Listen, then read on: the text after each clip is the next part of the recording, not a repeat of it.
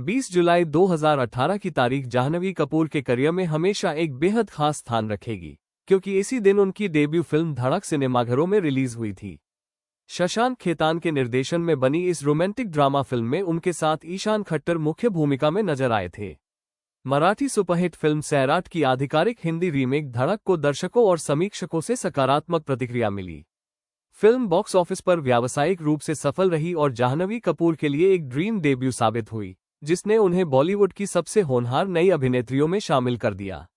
अपने सफल डेब्यू के बाद जाह्नवी कपूर ने लगातार अलग अलग शैलियों की फिल्मों में काम कर अपनी अभिनय क्षमता और बहुमुखी प्रतिभा का परिचय दिया।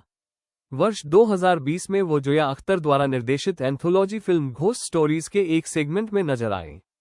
इसी वर्ष उन्होंने biographical drama film Gunjan Saxena the Kargil girl में भारतीय वायुसेना की अधिकारी गुंजन सक्सेना की भूमिका निभाकर समीक्षकों की खूब प्रशंसा हासिल की। इसके बाद उन्होंने horror comedy Roohi, black comedy good luck Jerry, survival thriller Mili और रोमांटिक ड्रामा बवाल जैसी फिल्मों में बिल्कुल अलग अलग किरदार निभाकर खुद को एक प्रयोगधर्मी अभिनेत्री के रूप में स्थापित किया। इसके अलावा उन्होंने रॉकी और रानी की प्रेम कहानी के लोकप्रिय गीत हॉट थरॉब और तेरी बातों में ऐसा उलझा जिया 2024 में विशेष उपस्थिति भी दर्ज कराए।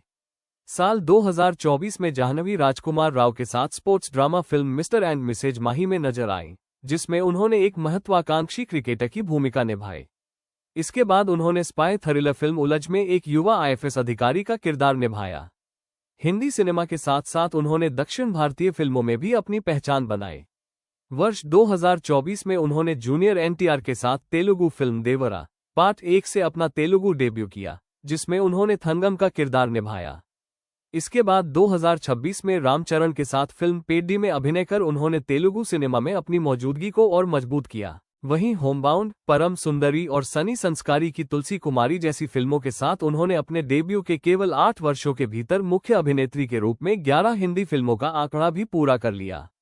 अपने पूरे करियर में जाह्नवी कपूर ने व्यावसायिक फिल्मों और अभिनय प्रधान किरदारों के बीच शानदार संतुलन बनाए रखा है। गुंजन सक्सेना, द कारगिल गर्ल और मिली जैसी फिल्मों ने उनकी अभिनय क्षमता को नई पहचान दिलाई, जबकि धड़क, बवाल, मिस्टर एंड मिसेज माही और देवरा पार्ट 1 जैसी फिल्मों ने उनकी लोकप्रियता को देशभर के दर्शकों के बीच और अधिक बढ़ाया। जाह्नवी कपूर के अभिनय को कई प्रतिष्ठित पुरस्कार समारोहों में भी सम्मान और पहचान मिली है। वर्ष 2018 में उन्होंने लोकमत स्टाइलिश अवार्ड्स में stylish debutante of the year का पुरस्कार जीता। 2019 में धड़क के लिए उन्हें जी सिने अवार्ड्स में बेस्ट फीमेल डेब्यू का सम्मान मिला, जबकि इसी फिल्म के लिए उन्हें फिल्मफेयर और आईफा अवार्ड्स में बेस्ट फीमेल डेब्यू श्रेणी में नामांकन भी प्राप्त हुआ। गुंजन सक्सेना द कारगिल गर्ल में उनके दमदार अभिनय के लिए उन्हें 2020 के फिल्मफेयर अवार्ड्स में बेस्ट एक्ट्रेस का नामांकन मिला, जिससे वो कम उम्र में इस प्रतिष्ठित श्रेणी में नामांकन पाने वाली अभिनेत्रियों में शामिल हो गईं। इसके बाद मिली के लिए उन्हें एक बार फिर फिल्मफेयर बेस्ट एक्ट्रेस, जी सिने अवार्ड्स क्रिटिक्स और फिल्मफेयर ओटीटी अवार्ड्स में नामांकन प्राप्त हुआ।